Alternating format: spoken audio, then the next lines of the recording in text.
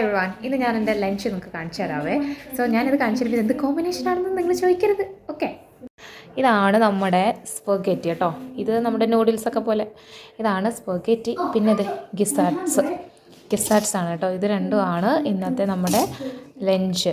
ഇതിനകത്ത് ടൊമാറ്റോയും ഓണിയൻസ് മാത്രമേ ആഡ് ചെയ്തിട്ടുള്ളൂ. പിന്നെ ഒരു മസാലയും ഇച്ചിരി ഉപ്പും, ഇത്രേ ഉള്ളൂ കേട്ടോ.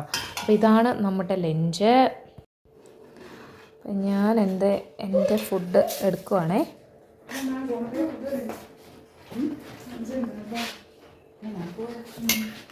അപ്പം ഇതാണ് കേട്ടോ എൻ്റെ ഫുഡ്. ഞാൻ പിന്നെ ഇച്ചിരി നാരങ്ങ കൂടെ ആഡ് ചെയ്തിട്ടുണ്ട്. സോ ഇതാണ് നമ്മുടെ ഇന്നത്തെ ലഞ്ച്. ഗിസാഡും പിന്നെ അതുപോലെ തന്നെ സ്പഗേറ്റി.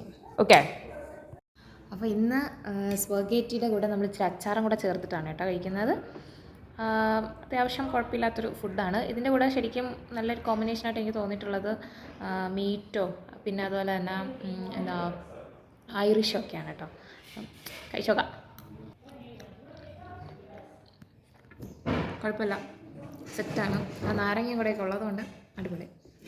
അപ്പം ഇതാണ് ഇന്നത്തെ lunch. Okay, see you, bye by.